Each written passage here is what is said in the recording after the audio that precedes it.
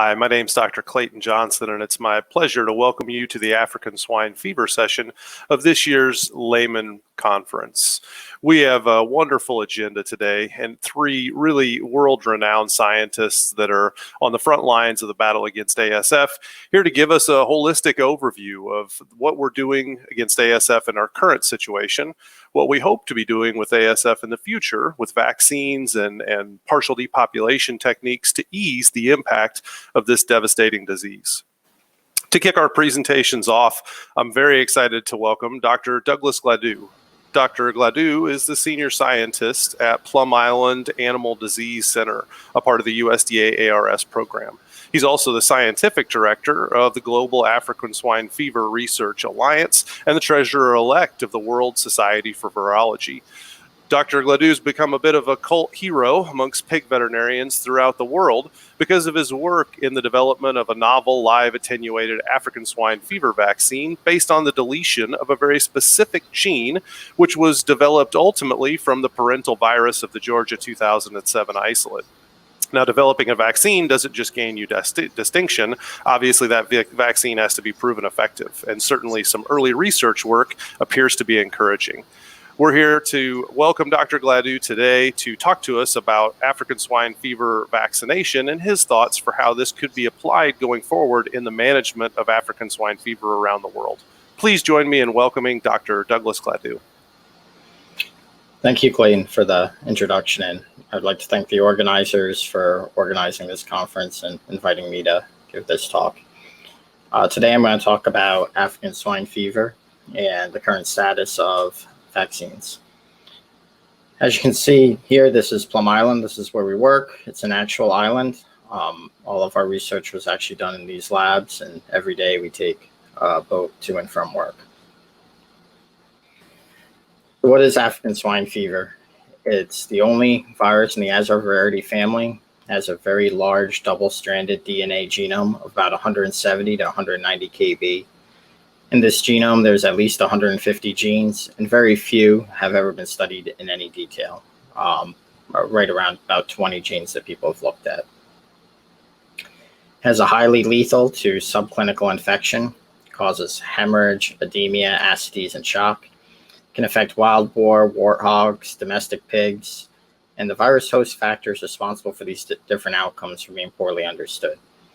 Why there's different strain virulence, why different strains have different symptoms or lethality in different hosts is unknown. It can have a very long-term, persistent or latent infection of unknown duration. It can have a rapid and efficient transmission among pigs. ASF is transmitted between domestic pigs, wild boar to wild boar, but there's also a tick vector in some endemic countries. Besides direct transmission, there's also indirect transmission that has occurred. We know ASF can last several days in feces, months in contaminated pens, years in frozen carcasses. We know that feed containing contaminated blood can spread the disease, and small farmers feeding swill, garbage, and waste that's contaminated with ASF can also spread the disease. So back in 2005, when we looked at ASF, it was endemic in southern Africa and Sardinia. And at this time, it was mostly in Africa, and it really wasn't a concern for the rest of the world, or so we thought. In 2007, something happened. There was a single introduction into the Republic of Georgia. By 2016, it had spread as far west as Poland and all the way north in Russia. And now in 2020, after the introduction of ASF in China in 2018, ASF is spread all throughout Asia. So we can say now in 2020 that ASF is a global problem. So I'd like to talk just a little bit about the Global African Swine Fever Research Alliance. This was set up to get all of the experts in African swine fever together. And at this conference, or at these conferences, we go over the research gaps in African swine fever and determine what is needed for research and what is known. Here's just a picture from our last in-person conference in Sardinia in 2018. And our conference this year was postponed due to COVID, but will be held in August in Kampala, Uganda in 2021. So at this conference, we determined what are the African swine fever vaccine gaps. Well, there's unknown protective immune mechanisms. The protective immunity from viral proteins is unknown. And this makes it very hard to make a subunit vaccine. And so far, any attempts have failed or only gave a modest protection rate. And any successful subunit vaccine trials have been to low virulence strains. And these have required very large doses, making them commercially unviable. There is no live attenuated vaccine commercially available, and the mechanisms of protection involving experimental vaccines are unknown. The cross protection between different genotypes is very limited, and we don't really know how many different vaccines we would need throughout the world. And live attenuated vaccines are made by the development of recombinant ASF. And in ASF, this is a very time-consuming process. So which live attenuated vaccines have been effective against preventing homologous challenge? We have attenuated isolates that were produced by low virulence field strains. There's viruses attenuated by tissue culture passages, and then there's viruses with genetically engineered deletions. For the low virulence field isolate-based vaccines, there's been some where we've looked at asymptomatic carriers and their resistance, and they're resistant to homologous challenge. Work has been done on a low virulence strain, OURT88, and what we found there, or what they found, was that this study looked to see if they could delete additional genes in OURT88 to be able to reduce the adverse clinical reactions post-immunization, but maintain the induction of high levels of protection post-challenge. When they deleted additional genes, they did not seem to significantly reduce the adverse clinical reactions observed in pigs, and the deletion of the genes reduced the ability to protect pigs against challenge with virulent virus. There are several other papers also using low virulence field isolate based vaccines. However, in all of these studies, all low virulent field isolates retain a level of residual virulence. There's been several attempts to adapt ASF to cell culture, and just go over our attempt in Vero cells. As we continue to pass ASF in Vero cells, we saw that we were able to get some pigs survive when given a low dose of adapted ASF, and as we continued in passage, we were able to give higher doses. However, as we went through these, we found that we were getting very large genomic deletions in 2 areas of African swine fever. This tells us that the virus adaptation to grow in cell lines gives us very dramatic genomic changes. So that brings us to how do we develop recombinant ASF viruses? In order to target genes or to develop specific recombinant African swine fever, this relies on homologous recombinations. You have to produce recombinant plasmid. You then have to do an infection transfection and get successful recombination. And the only way to get rid of wild type is to purify by plaque purification or limited dilution. Once you finally get a stock of parental virus, you can confirm that there's no wild type by next generation sequencing and PCR. And then, of course, we do our animal study. And this whole process can take anywhere from 3 months to about 2 years. So when we look at the different genes in the genomes, there was a good review done by Dixon et al. And they show here that throughout history, 19 different genes have been tested. Only 8 of those genes have been associated with virulence, and only 6 of these genes were able to attenuate field isolates. So I'm going to talk a little bit about our attenuated vaccine platforms and trials in the USDA. Our first one was deletion of a gene called 9GL. When we deleted 9GL from the Georgia strain, we found that it was protective at a single low dose. However, as we increased the dosage in animals, we found that our vaccine became virulent, so it wasn't a good vaccine at all. And we knew that we needed further attenuation. So what we did is we deleted an additional gene called UK from our 9GL platform. When we deleted this additional gene, we found that we were able to increase virus attenuation at least 100-fold. We were able to induce protection when administered once at 10 to the 4. And currently, this is the only double deletion live attenuate vaccine that protects against the current strain, ASF Georgia. Our next platform, we deleted a series of genes in the multi-gene family. And we found that this was protective at a low dose. There was no clinical symptoms at higher doses other than 1 day of mild fever. And this, I would say this platform was so successful that this is the basis for all Delta MGF platforms around the world. The deletion from the USDA 2015 platform is also in the Pirbright 2016 Delta MGF vaccine, and in both of the vaccines developed in China from Harbin Veterinary Institute or from the Institute of Military Veterinary Medicine. However, there have been quite a few studies that have looked at this region in ASF, and we know that the MGF area in African swine fever is unstable and could result in reversion to virulence. So this platform on its own is a very dangerous type vaccine to go after, and you need to be very careful and look for additional deletions or look for ensure that the right trials are tested that the deletion is stable. So what we did at this time is that we looked for new genetic targets. And to do this, we created a custom computational pipeline that took into account different sources of bioinformatics and functional genomic data. And this identified several new ASF protein targets that were likely immune modulators. The first one was this protein called EP152R, or a CCL-like protein that was essential and could not be deleted. The second protein we looked at was this gene called L83L, and this was predicted to be an interleukin-1 binding protein, but we found when we deleted this gene, we did not get virus attenuation. So we looked at our third candidate was I177L, and this gene we predicted to be an immune modulatory protein, and we found that I177L is highly conserved among all isolates of African swine fever. It's located on the reverse strand of ASF, and it's transcribed as a late gene. And here are just early and late gene controls, P30 and P72. So you can see I177L is a late transcribed gene. We're able to delete the functional domain of I177L and replace it with a reporter gene mCherry.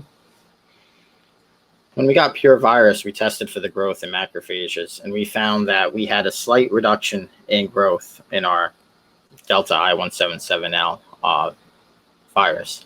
However, I want to point out that we're still able to achieve high titer stocks pretty easily. When we put I177L in animals, we used 3 different doses, 10 to the 2, 10 to the 4, and 10 to the 6. And in all 3 doses, we found that I177L is completely attenuated in swine. We didn't see any clinical disease, including no fever, even at high doses of 10 to the 6. When we looked at the viremia in animals, we found that viremia is present in our Delta I177L platform. And when we housed a sentinel pig with our vaccinated animals, here shown in red, we saw that there was no detection of vaccine virus in that sentinel pig.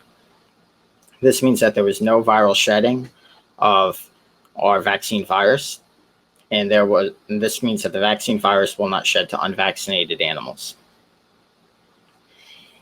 We next look at the antibody response, and we found that we had antibody response correlated with the viremia. So we saw antibody response sooner at higher doses, and this antibody response was seen in all pigs.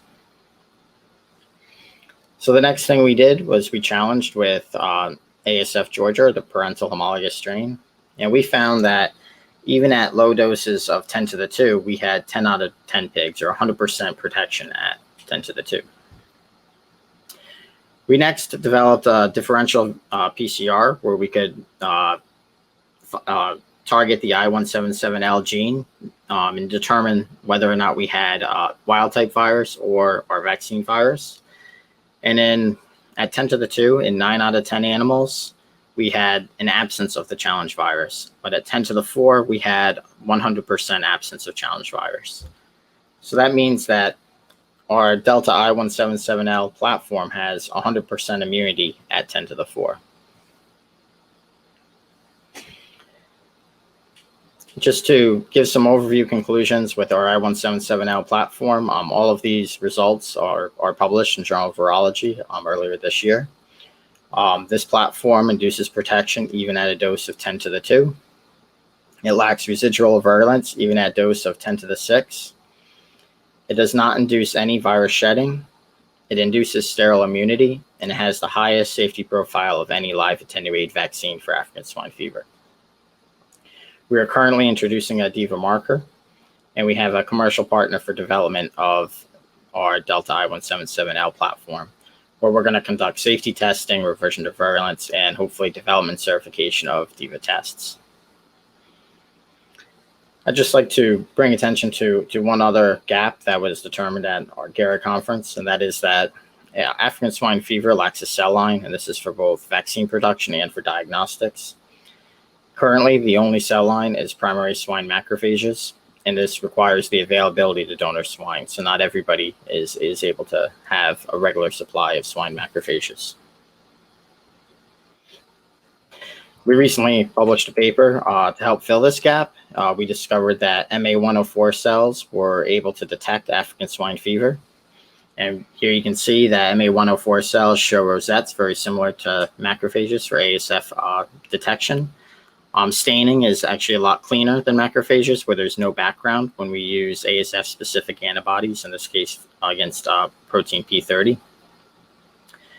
We looked at different historical isolates in our archive freezer, and we found that MA104 cells detect different genotypes of ASF. It's about 1 log less sensitive than macrophages, and MA104 cells are readily available through ATCC, so any lab in the world is able to attain them. MA104 cells grow under typical cell culture conditions, divide rapidly, and can be stockpiled and frozen. Therefore, MA104 cells are a suitable cell line for detection of live African swine fever. And with that, I'd just like to show here our current African swine fever, classical swine fever group, along with, we had many previous members that were also contributed to a lot of this work, or to get us to where we are today in African swine fever. In particular, I'd like to thank Sarah Pruitt, did all the macrophage work for these studies. Ayushi Rai discovered the MA104 cells. Elizabeth Ramirez and Liz Vuno are our recombinant team and are producing recombinant African swine fever for this study and for future studies. Eddie Ann is our immunologist, and she did all the immunology work. James Zhu is our bioinformatician at Plum Island. And Manuel Borca has about 20 years of African swine fever experience and contributed to this project as well. And with that, I'd be happy to take any questions. Yeah, thank you very much for your presentation, Dr. Gladue. And I know I say this on behalf of really the global swine industry. Thank you for all your work to overcoming the challenges of development of a vaccine for a virus that admittedly hasn't had a lot of research on it through the years. We'll transition now to our next topic and our next speaker. We're very lucky to have with us today Dr. Jason Yan of the New Hope Group. Jason is the chief scientist with the New Hope Group and has a tremendous amount of experience not only working with producers and production systems in China, but also here in the United States. Jason has literally been on the front lines of the battle against ASF since we originally identified it in August of 2018. And he's really been a pioneering leader in the development of partial depopulation strategies targeted at farms that have become infected with ASF but don't have the luxury of a full depopulation. And he's worked with those farms on monitoring schemes to try and understand which animals may be infected with ASF, and can we depopulate a portion of the inventory of the farm, eliminating ASF from the farm without full depopulation. Please join me in welcoming Dr. Jason Yan as he discusses with us his approach for control of ASF through partial depopulation. I'd like to thank for the organizer of the conference, let me to be part of the program and talking a little bit about our experiences in controlling and eliminating African swine fever in China. First of all, I want to acknowledge my colleagues the farm managers and veterinarians for implementing these new measures to implementing the testing removal method to control African swine fever. Also, I like to thank Dr. Hanshu Zhu, John Dean, and Dr. Sprunk for their advices from the beginning of the African swine fever outbreaks. Just a little bit about the outline I want to cover today. First of all, I want to talk a little bit about what have we been having gone through with right after the African swine outbreak, and then how we started. Now we call the thorough testing and the precise removal method to eliminating African swine fever virus in infected herds. And then try to summarize a little bit about the steps of our protocols. We probably people will be interested in about how the disease is being reported, and probably it's a little bit useful for us to review about this first case. This first case of African swine fever was on Mr. Zhang's farm when he had a couple of hundred pigs in a family-owned farm in Shenyang City, where located in the northeast of China. Actually, his farm is have 7 different barns. When he found the pigs were dying, it's about 1 month later when after he purchased the pigs from Mr. Wang, where Mr. Wang's farm is about 3 hours drive southeast of his farm. When people try to evaluate Mr. Wang's farm, and they found Mr. Wang actually lost already a couple of 100 pigs in early March, which is means that Mr. Wang, after he purchased the pigs from another province in March, the pig mortality on his farm, on Mr. Wang's farm, already been very high. So nowadays we a little bit confused about our first case, so-called case 0, because Mr. Wang's farm started the disease in actually in March. Right after the first case being reported, the researchers in Harbin Vet Research Institute very quickly did the whole virus sequencing and found this virus in China actually almost identical to the strain people found in Russia about a year ago. So the severity of the disease is very serious because the mortality of the first couple of cases were close to 100% after they found the first clinical sign in the 7 days.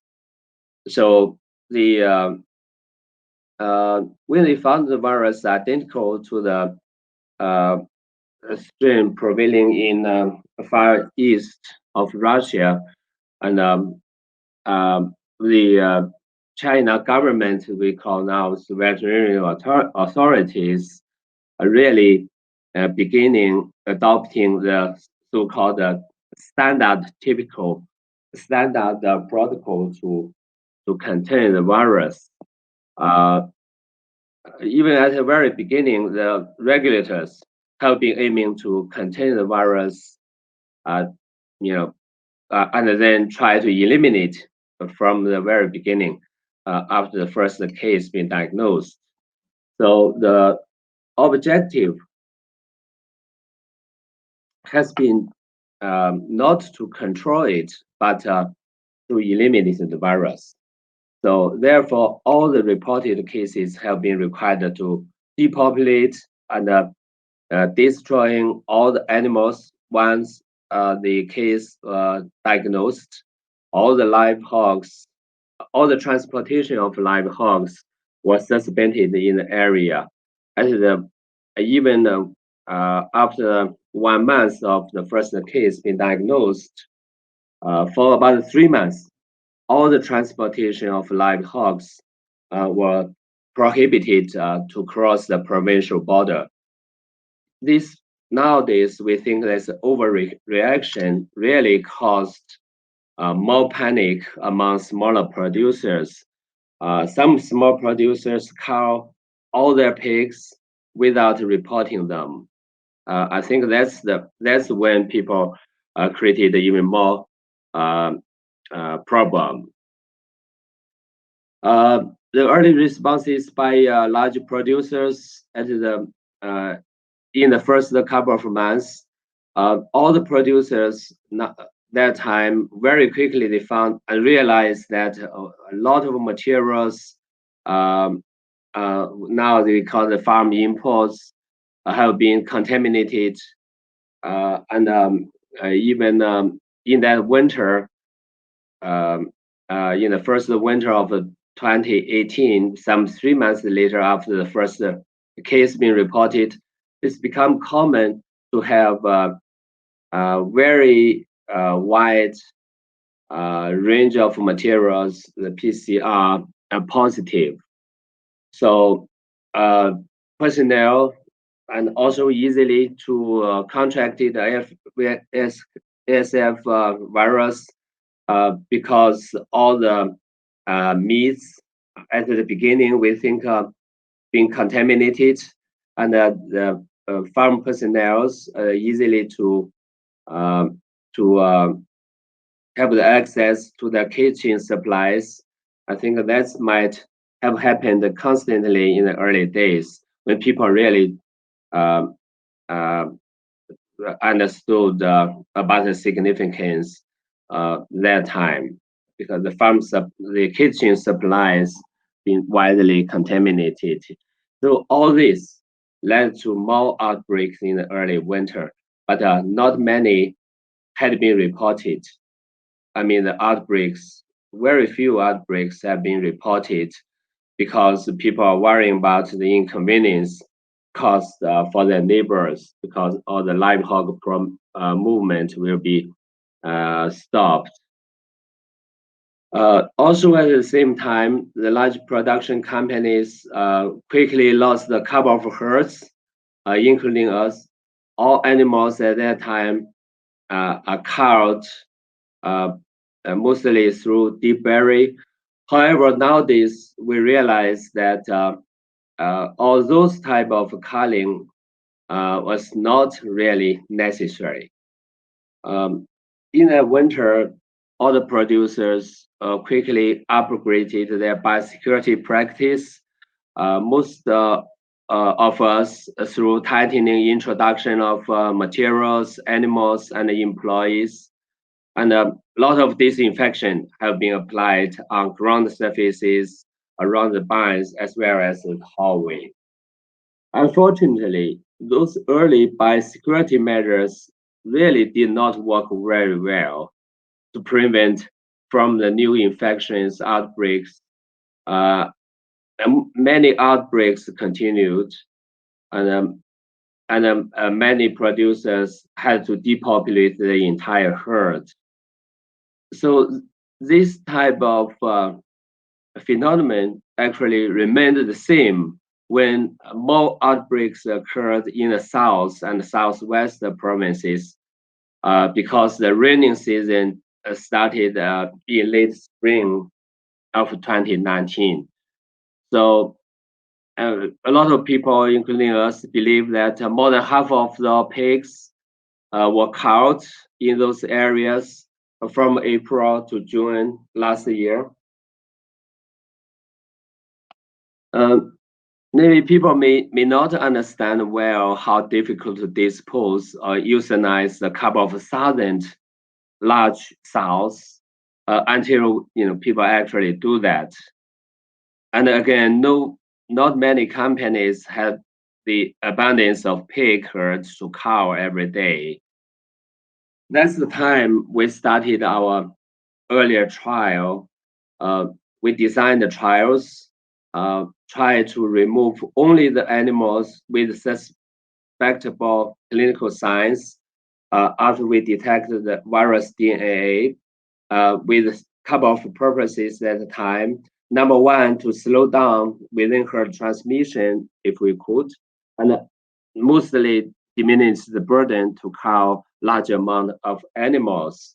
Of course, with the hope at the beginning, this is about two years ago, to see if we can stop the within herd transmission after we found the positive individual pigs. Just one case of our system, we had this 3,000 sow farm ferret wen.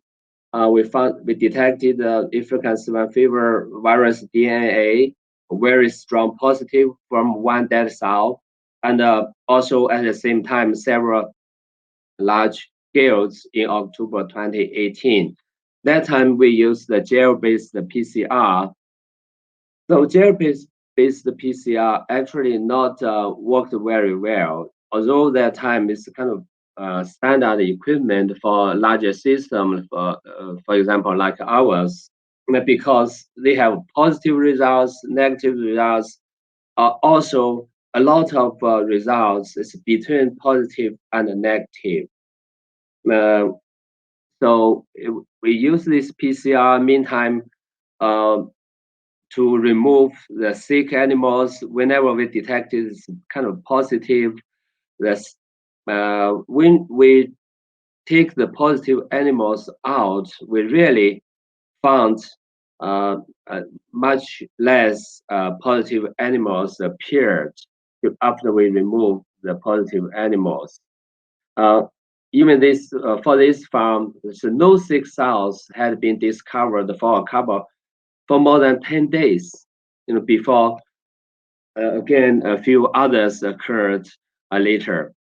So that was definitely different from what we saw about other diseases, for example, PRRS, which could be too late to remove sick pigs once diagnosed the PRRS positive.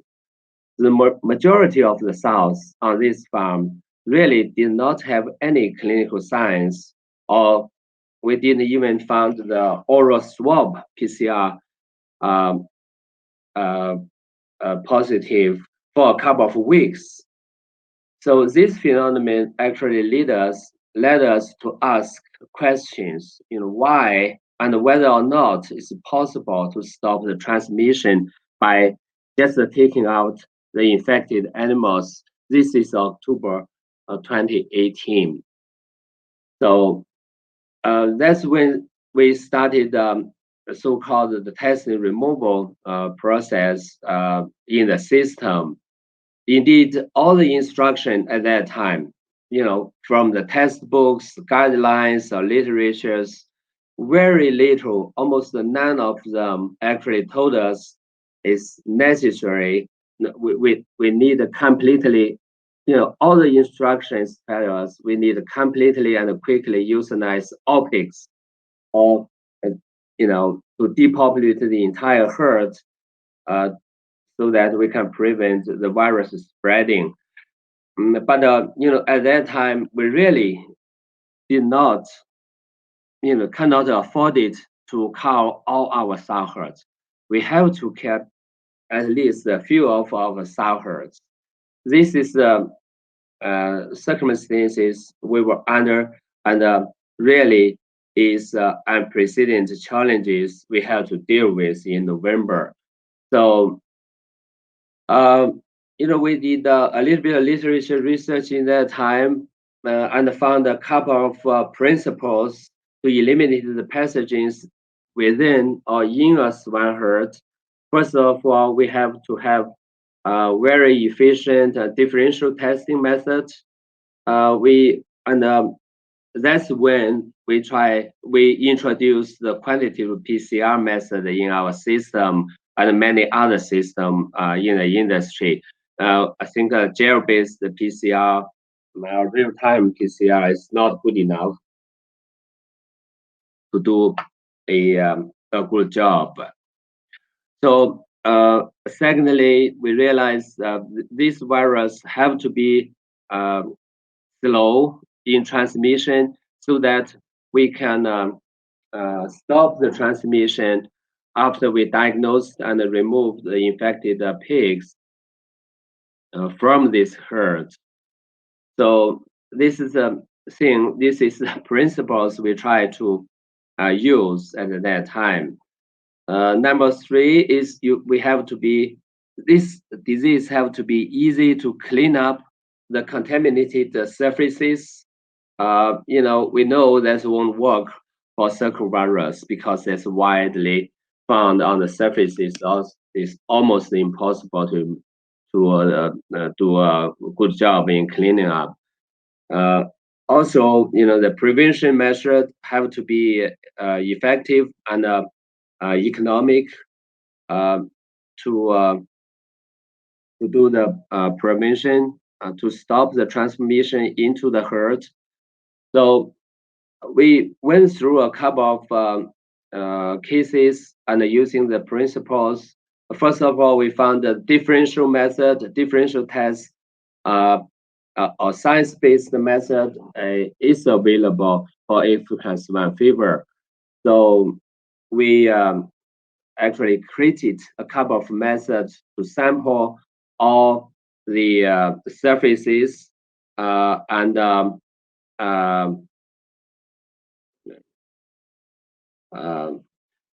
try to use the house, the floor wipers very wide, so that we can easily take the samples from the surfaces. Of course, at the same time, we verified a couple of methods to collect the samples from pigs too. The Chinese researchers reported a couple of challenging cases. One of them early experiments is that they challenged a couple of pigs with very high doses of the virus. But at the same time, they put the contact pigs into the into the same barn, same pen with the pigs. They challenged. One of the useful findings of this experiment, they found that either nasal or oral or rectal swabs can detect the DNA of the African swine fever virus as early as those in the blood samples. So it is very possible to have easy either novel or rectal swabs to detect the virus from the pigs once we found the positive in the herd. We did the literature research. We found the early experiments in Europe also found the similar results. For example, this experiment challenged about a couple of pigs about 8 to 9 weeks age, and also put the contact pigs. And the unique one of the feature of this experiment is they have 2 replicates and use they challenge the pigs use the virus strain very similar to the viruses what we had. So also this experiment found the oral swabs is very useful tool and very easy to collect from the pigs in crates and also the pigs in the larger pen.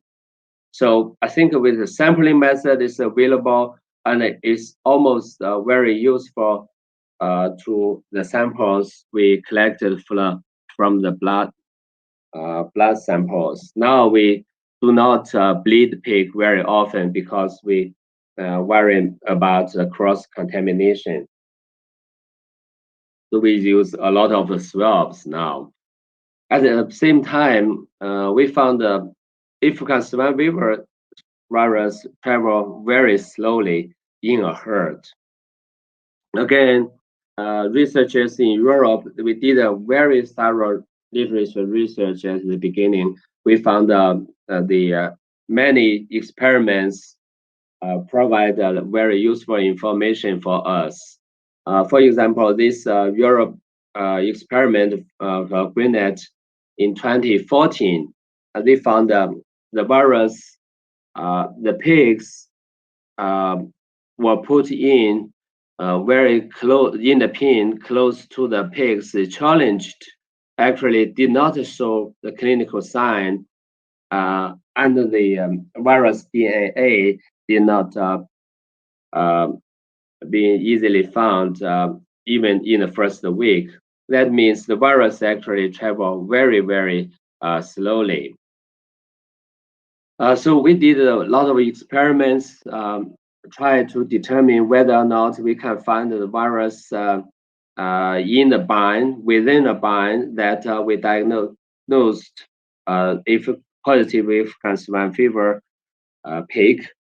So we hung hundreds of the cotton gauzes within bind with the infected pigs in it, but never found the virus on the cotton gauzes. However, we did find the positive results from the swabs of the fan bleed dust, which means the airborne transmission is not really very common, even in the China cases. So also at the same time, we found out we can clean up the barn easily. It's not very difficult to disinfect or remove the viruses. Again, we did the literature research at the beginning. Many researchers actually found the virus not be infectious even in a couple of days, maybe 2-3 days. So we use that and then divided our barn surfaces, the ground surfaces within a barns, for example, into different cells now we call. So this is a picture shows a couple of cases we've been dealing with. The red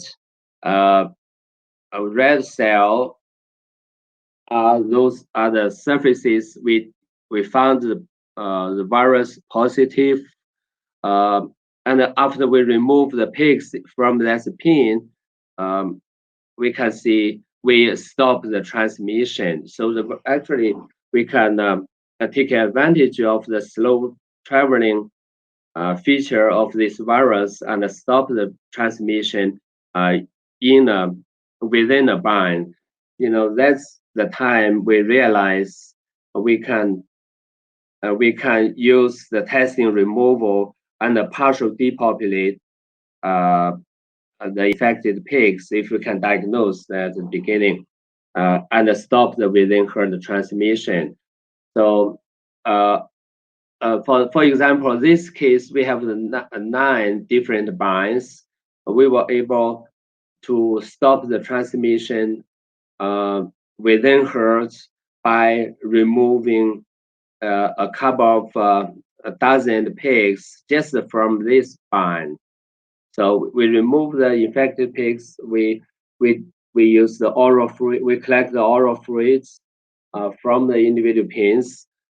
After the removal of those pigs, we successfully stopped the transmission and were able to raise the pigs from 20 kilograms to 120 kilograms for about 3 or 4 months. We had a lot of cases like this. So, and at the same time, we found that the virus contamination are very limited. Most infected sites, farm sites, and very easy to repopulate after we remove the positive herds. This is a Another case, this is 5,500 sow farm. We found qPCR positive cells, and we divided all the barn surfaces into cells and collect sample, use the flow wiper swabs, and after we remove about 20 cells that detected positive, and we stopped the transmission in this herd. And the prevention actually is not very difficult for African swine fever cases. For example, we did find the positive cases for house flies. If after we install the fly stopper, or the many farms now we install the dust stopper to stop the flies, mosquitoes from coming into the sow farm, and we realized it really worked. At the same time, we heat treated many materials, especially feed. We pelletize all our swine feed at a relatively high temperature. Now, many are using 85 degree Celsius for 3 minutes in conditioning phase when we try to manufacture pelleting feed. And many producers heat treat the entire barn using the heaters like we used in the lactation barns. After they empty the barn, they heat treated the whole entire barn. Obviously, this type of heat treatment worked pretty well nowadays. Of course, we realize we cannot success if we cannot stop. We cannot reduce the cost of prevention test. So we did a lot of many kinds of trials, try to determine how many samples we can pull, because we cannot afford to run quantitative PCR for each and every pig. We have to pull samples so that we can have the result in a very short time. So we did this trial with this hypothesis to determine whether or not we can combine the samples from the oral, nasal, or rectal samples. Now it's very common to have this 12 lip swabs. So we did the double dilution trial, try using samples we collected. This is 2 years ago. It was we work with 5 laboratories from other companies. We were able to run this experiment in 1 week. We do the double dilution trial using the CT value with samples as low, about 20 in 5 labs, and then we found the curve of the dilution is not a straight linear model. We found actually it's a log model when we dilute the samples. For example, when the CT value was low, for this sample is about 20, you can dilute about 2,000 times without changing the positive negative results, which means when the CT value is low, we can combine or pull as many samples, almost as, for example, a couple of samples. We can pull the samples together to determine whether or not this herd have the African swine fever virus. So one of the implications of this experiment is that when the virus content is high, for example, CT value 20, 22, a number of pooling samples tend to be almost unlimited. to determine whether or not the virus is in the pigs. We also did similar experiments using the CT, using the samples with the CT value at about 33. We found as we cannot pull many samples when the CT value is relatively high when the virus contains lower. So it's very difficult to detect very low density virus contamination when we are using the environment swabs, for example, even the water. So which tell us when we found the CT value is relatively high, it should be considered a very strong positive because the environmental samples may been diluted a couple of hundred times. So with these experiments, we nowadays we can easily to decide how many samples we can pull. So after a couple of experiments we did under the literature research, nowadays we have this type of so-called general protocols to use the we call the thorough test and the position removal method. Number one, we very closely to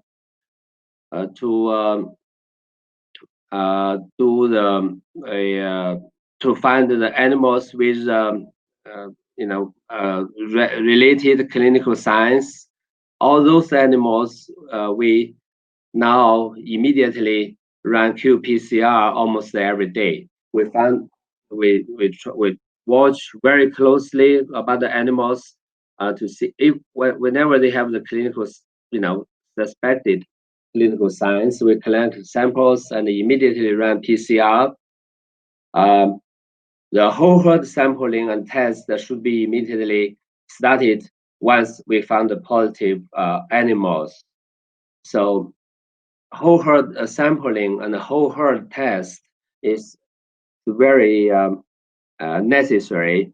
And then when we found the positive animals, we precisely remove all the positives, and at the same time, we remove all the contacted so-called animals out of the herd. And again, we disinfect the surfaces held those positive pigs, and we normally do not wash the surface.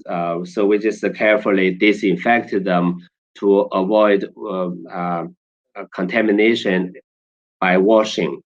So make sure the complete sampling should be within a very short time, because the early samples may shed virus later. So we sample and test the entire herd. Now, no matter how big the sow herd, the pig herd is, we sample and test the entire herd now within 1 day. So we move more possibly contacted pigs if we found the CT value is lower nowadays. If CT value is lower than 28, we remove more pigs.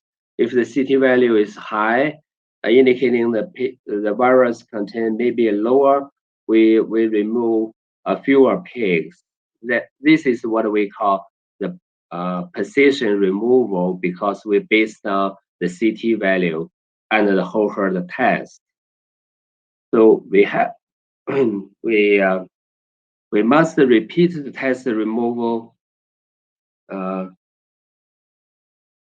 resample all the animals if we found the CT value is high, indicating the lower virus content. Many times, very often, we can find the false positive samples, because the the testing case in China now are very sensitive. With this, we repeated test, repeated sampling process to avoid the wrongly removing process. So again, number 4, it is very important to take the whole herd sample after 7 or 10 days. This is the latent period of this virus. It's a one-time whole herd testing is not good enough. We have to have the second, now we call the paired sampling process. We need the second whole herd test. For some animals, they may have already exposed to the African swine fever virus, but when we do the same as the first whole herd testing, there is no viremia. We cannot detect the virus DNA. So depending on the result of the second or paired test, the whole herd test, the third test may be necessary within 7 to 8 days. The third pair test, all depending on the CT value or whether or not we had the positive samples from the second test. So this is the general protocol of the whole herd testing. They have to be in a very short time, within 1 day, and also the paired test is very necessary. So now, after the entire industry, especially the larger producers, adopted this new generation testing removal method, and implementation of this new method, a huge improvement in control and prevention in the industry. The industry are able to recover very quickly. Just a little bit of summary. So after the early stage, when we have this panic and overreaction in the beginning, larger Chinese producers have been able to group their way and created a series of detection and elimination techniques. The new generation testing removal method, combining with the organized sampling and the pooling techniques and the CT value-based the precision removal technology. Now we call the thorough test and precision removal has now become a very well-defined practice. Together with other upgrade, the biosecurity system, producers have been able to effectively prevent the outbreak and control African swine fever on farm level. At the same time, with the upgraded biosecurity, many farms have been reducing the cost of overall disease control investment. Now we realize we need further researches to reduce the prevention and testing cost, try to simplify the sampling and the removal process. With that, again, I thank the organizer for invitation and me to participate this conference. Thank you. Thank you very much, Dr. Yan, for that wonderful presentation. We really appreciate your insight into the battle against ASF and what practically producers can do today in endemic country situations where full depopulation may not be a complete and total option. We'll go ahead and transition now onto our third speaker on the program, and we're certainly honored to have with us Dr. Joe Connor. Dr. Connor doesn't need an introduction, but I'll be happy to give him one. He is the founder of Carthage Veterinary Service, where I'm very happy to be employed today. Dr. Connor is really a world-renowned scientist and veterinarian. who has tremendous experience battling epidemic diseases that have plagued industries throughout the world for years. And I think we can learn a lot from his wisdom as he compares the current ASF situation with previous disease challenges that our industry and others have suffered with. And I asked Joe to talk to us today about his thoughts in really combining the first two presentations that we've had. Can we use a vaccine with the partial depopulation strategies to improve our control of ASF globally to a whole new level? And I'm really excited to hear what Joe's going to share with us in terms of his thoughts for how we can ultimately use these two technologies synergistically to develop a better approach to ASF than what we've had historically. Please join me in welcoming Dr. Joe Connor. Thanks for the kind introduction, Clayton. It's quite an honor for me to be part of the 2020 Layman Conference. My discussion today is going to be on vaccination and partial depopulation as parallel tools in the fight against ASF. Dr. Gladue did a great job of expounding where we're at from a industry and global vaccination usage and development. I thought it was interesting that just recently the OIE published the Global Framework for Progressive Control of Transboundary Animal Diseases. These objectives are parallel to what we should be trying to achieve. Improve the capability of countries to control, and that would include prevent, respond, eradicate ASF using the OIE standards and the best practices based on the latest science. Number two, establish an effective coordination and cooperation framework for global control of ASF. And number three, to facilitate business continuity to ensure safe production and trade to protect food systems.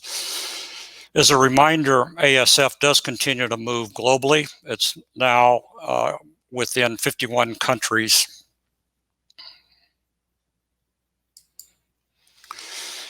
As I think through controlling and managing ASF, there's three key areas to think about. One is, how is ASF likely to spread? What risk exists?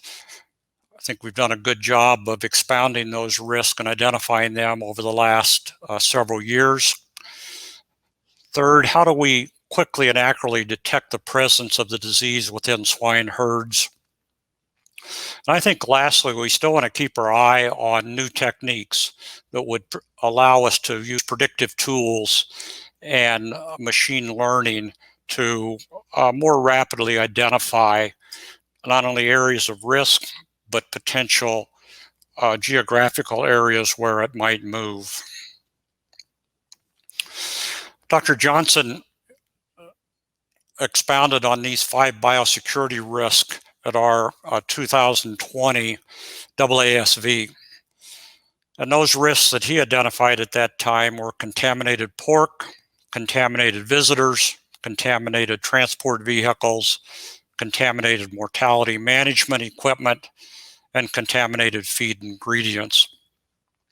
I'll expound particularly on the transportation and movement of pigs. As I think about the comparisons between other countries that have become infected with ASF and how we in our industry match up with some of those risks, I come back to the massive weaned pig movement that our industry utilizes on a daily basis. We're all familiar with the image on the right upper corner where we have linkages and moving of pigs.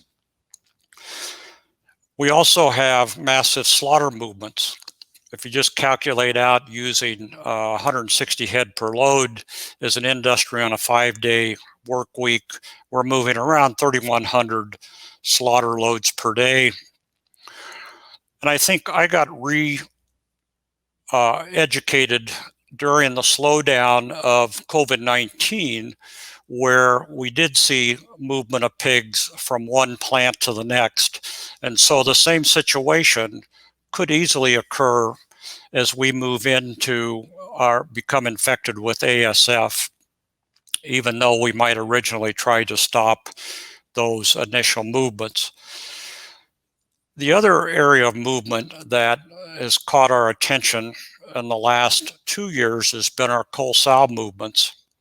Putting them in perspective, we slaughter approximately 3.2 million sows per year, and that equates to 150 trailer loads per day. The image on the lower right hand is just a diagram from a study that Ben Blair recently published, linking some of those movements together. And what he found in that study for his PhD thesis was that the cull sow marketing channel is vast and complex. If we break that down into time periods, 66.1% are marketed within 3 days, 25% from day 4 to 5, 8.9% greater than 5 days, and as an outlier, a group of sows were in the chain for a total of 40 days. Importantly, there's a significant number of sows that move between the different collection points in order to match up with the grading of those sows to a particular market. This diagram just illustrates an example of where a flow of sows might go through 8 contact points from the time they are collected or leave the farm through entry into the slaughter plant. It's an important reminder to all of us as we think about controlling ASF that we do have movement of wean pigs, slaughter pigs, and cull sows that we need to totally manage if we're going to reduce that spread. I want to move into the handling of ASF as we think about it on the individual herd or facility. I appreciate and acknowledge the input that Dr. Keith Ehrlichson gave me as we worked through this presentation. On this first slide, what I want to identify is if you look at the clinical signs, they frequently will follow a slight uptick in mortality. And then you have a major uptick in euthanasia or pigs or sows that are removed as part of the individual program.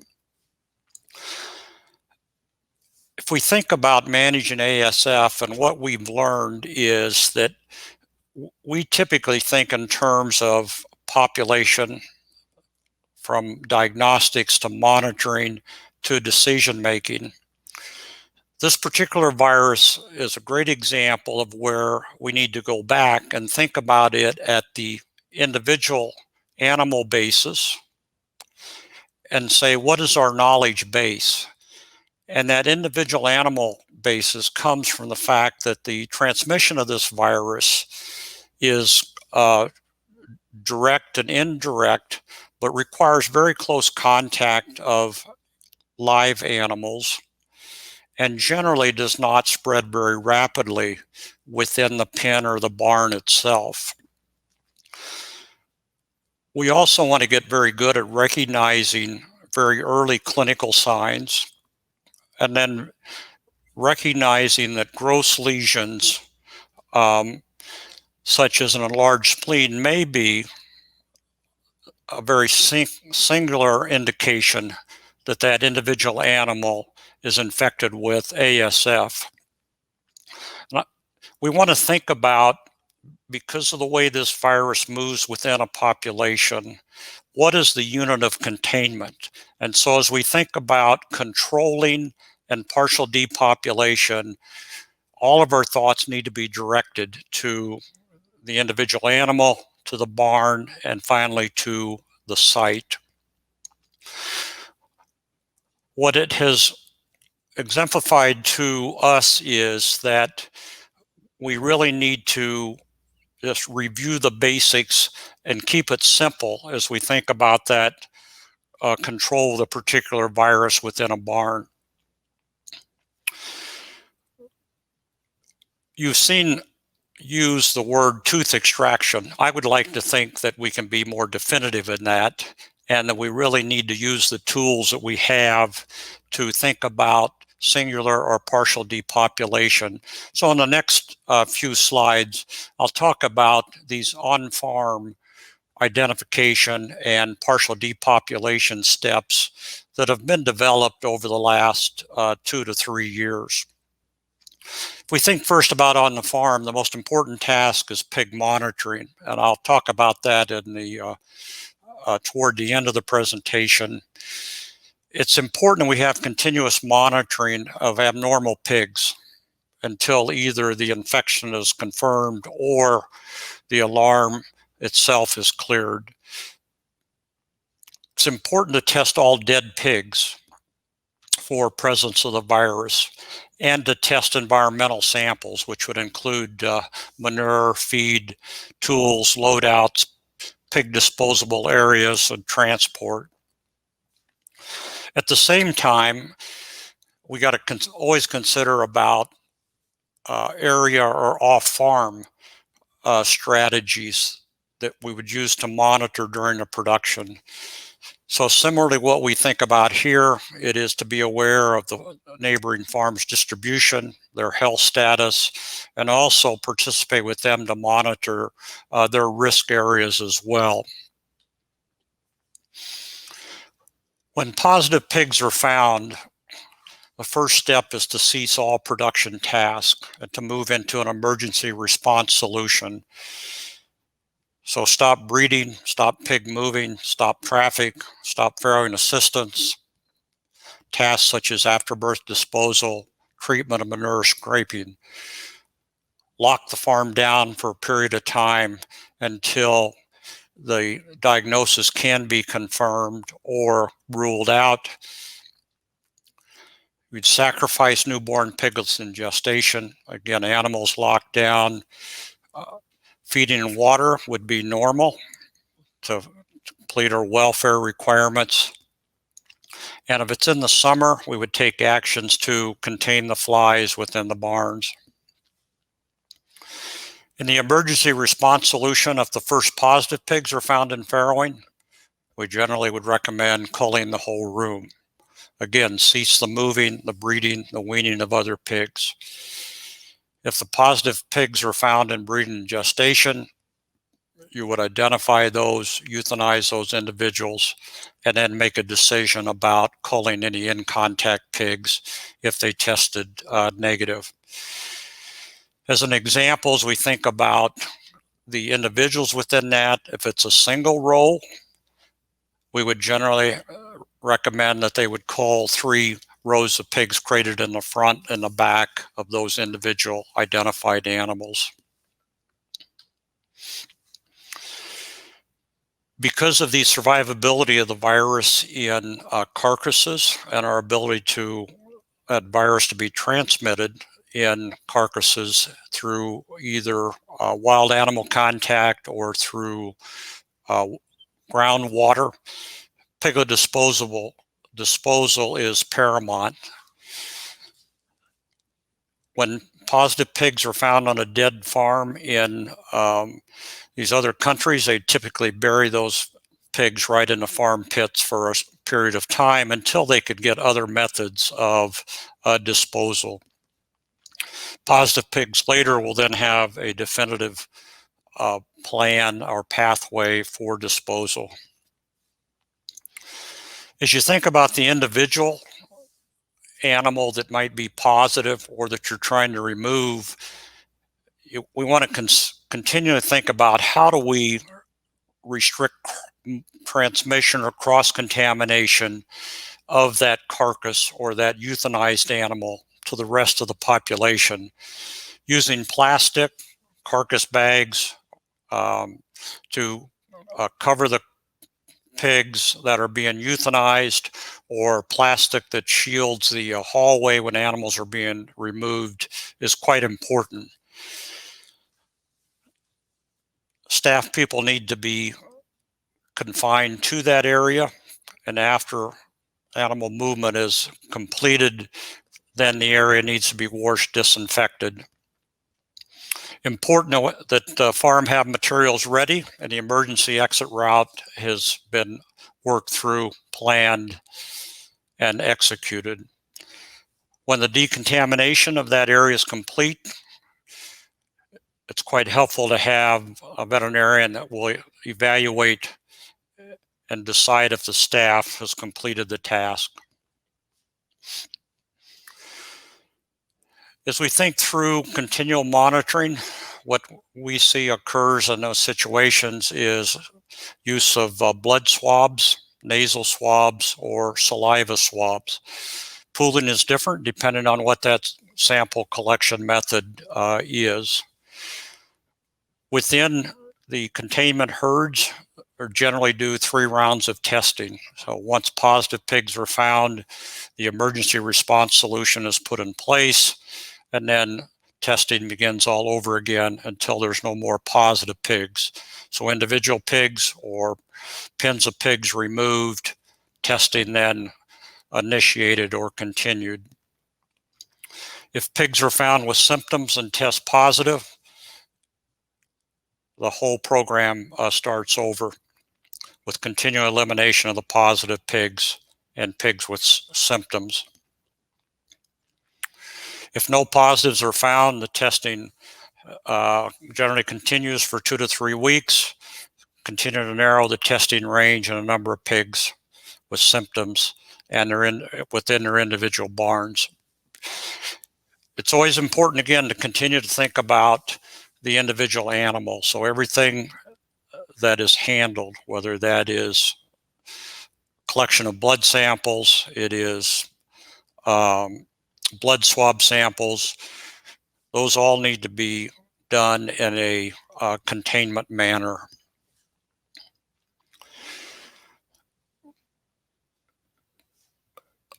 As part of the continual monitoring, then the area of the barn is disinfected, and it's done by a number of different methods.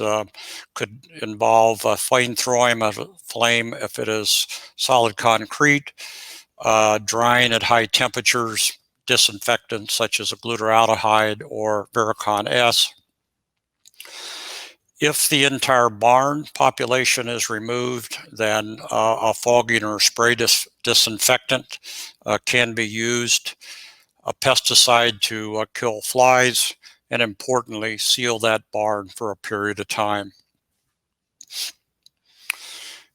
The observation period starts from the culling of the last positive pigs. If no positive pigs and samples are found, cease production for a period of time is defined by either the regulations or by the production company, and then resume production.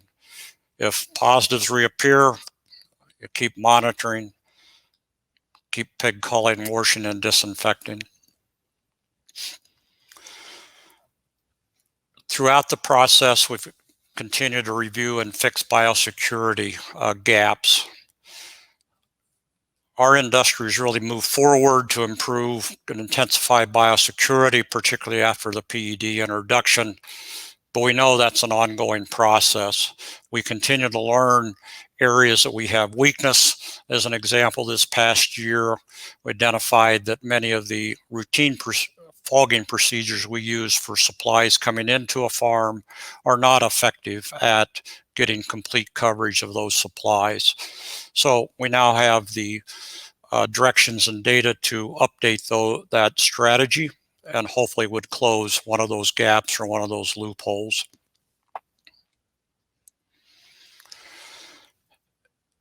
As we think about biocontainment and elimination, I wanted to give us some comparisons between thinking through the risks at barn level, and then what mitigation do we have as veterinarians and producers. So again, thinking about the individual animal as part of our focus, sampling, all of those processes need to be changed between pigs, gloves removed, vacutainer needles, individual pigs, tissue containment individually. Dead disposal, as I mentioned, needs to be thought through in terms of how do I minimize any exudate from leaving those pigs that would provide contamination to a contact pig or a contact area. At the pin level, because of the way the virus moves, you can make great progress by installing solid barriers. We've seen in China where even in gestation barns, they've put individual solid dividers between each stall within the feed trough and the stall itself. Clearly want to think about isolating the pen, the barn, or the site early when you think there might be a potential ASF positive pig. Isolate common feeders, waters, and disinfect those areas. As we think through the progression of success in these endemic countries, they've been able to do early identification and early biocontainment quite successfully. Dr. Gladue reviewed quite well the use of vaccines or the development of vaccines, and I'll just mention where we're at today as we think through how they might interact with the individual pig removal. We would expect that these vaccines would be developed, and as Dr. Gladue mentioned, there is now a cooperating company that we would hope would help carry this on to commercial production. The development of a DIVA differential vaccine is then within the realms of that particular construct. And as I think back through the strategies that were used in elimination of pseudorabies as an example, an effective vaccine, a differential vaccine, really turned the tide in allowing us to eliminate that virus in endemic areas. Today, we've got tremendous more array of diagnostic testing that we can use. And when we combine this with a vaccine at some point into the future, you would suggest that we will be able to look at this on an area, a regional basis if necessary. Just a comment on China and the vaccines there. The Harbin Veterinary Research Institute, as Dr. Gladue mentioned, has that vaccine in process. It is a gene-deleted vaccine, but it appears that it could have some risk still as part of its platform. But they will move forward more aggressively with safety and efficacy testing and hopefully lead to some field evaluation studies. Recently, the Chinese Agriculture Association published an effort to reduce and eliminate illegal vaccines. They've given the authorities the guidance to carry out inspections at the laboratories, drug producers, pig farms, authority to investigate veterinary laboratories, suggested closer supervision of clinical trials, and then actually inspect veterinary product manufacturers and pig breeders, all in an effort to reduce the number of vaccines that have been put in play or use within their pig population. In 2019, National Pork Board commissioned Gyra and Associates to look at a 20-year forecast analysis of pork and processed pork product consumption in China market. And I thought what was interesting is if you compare what they identified as the risk on the left side to the risks that we see in the US on the right side, and how do those match up? one risk was identified: long-distance transport of live pigs to slaughter. You're aware that the China industry itself has slaughter plants that are long distance separated from where live production was. And so when ASF restrictions were put in one area, they were out of sync with where the slaughter plants were located. And so part of that transmission of virus likely occurred through their long distance transportation. I mentioned early in the presentation, though, that we can't lose sight that we move weaned pigs, market pigs, and cull sows. We have our slaughter plants much closer to our pig production, but still, it was brought to my recognition again when we had plant slowdowns that pigs can move and do move between plants. I mentioned that cull sows are a movement population that we also need to continue to work on, identify, and tighten up movement with solutions. The China industry feeds swill, was feeding swill.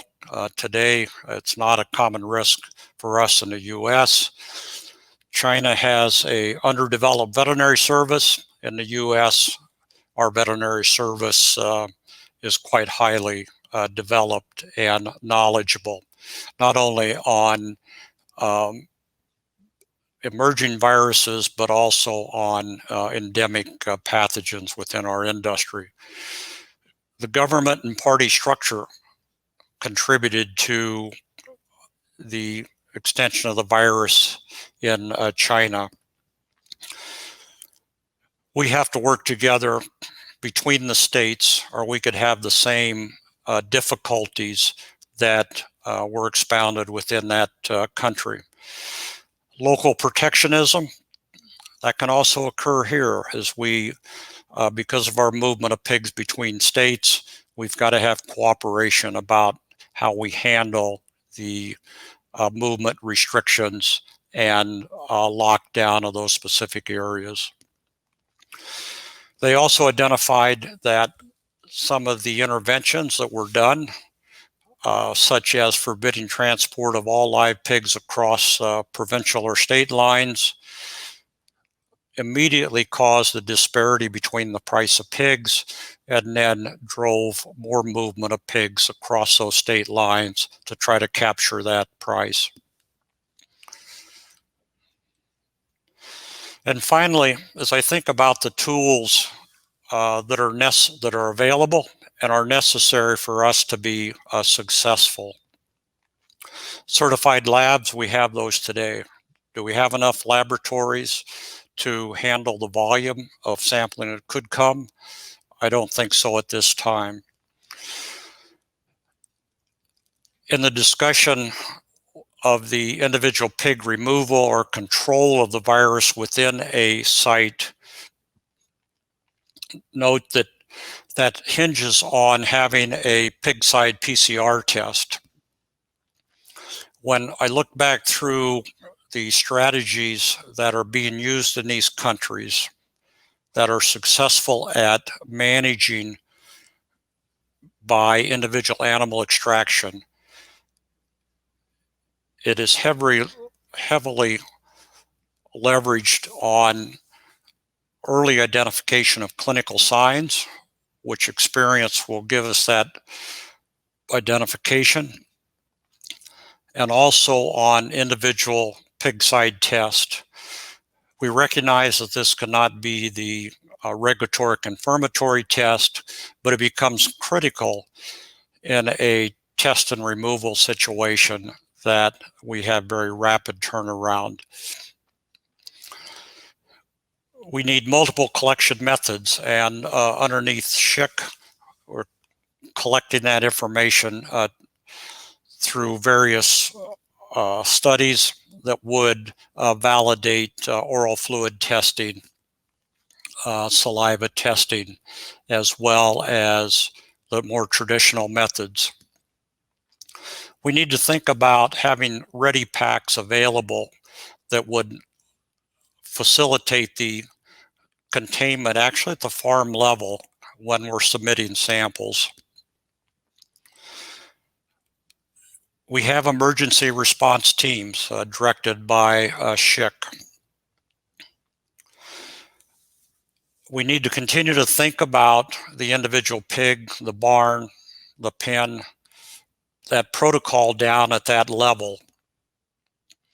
And we got to consider, how do we contain the virus from moving? Because with the way this virus is transmitted, and you would expect here within our industry, we should be able to contain it once it's identified. We need to strengthen our industry decision-making chain, because the decisions and the success of the control program hinges on very, very rapid decisions from within the barn and outside the barn. The vaccine strategy that will be very helpful, we're moving in that direction. So gene deleted, DIVA, then we have to move in toward a test and release quarantine, very much like we did when pseudorabies was eradicated from our industry. Lastly, we want to consider whether there's value in predictive tools that would help identify geographical areas, risk areas, and then try to manage those risk areas. One of the interesting things, finally, that we have seen develop is that there has been quite good success at identification and removal of the individual pig and saving the rest of the population within these individual herds. That, combined with intensification of biosecurity, has gone well in allowing some of the companies and herds within these endemic areas to live with the virus even before they've had an effective and a safe vaccine. As we think forward, we know that the strategies that we're discussing today would not necessarily be able to be employed immediately. But as the control program and elimination program develops, these types of strategy are a way that we can continue producing pigs. Thank you for your attention.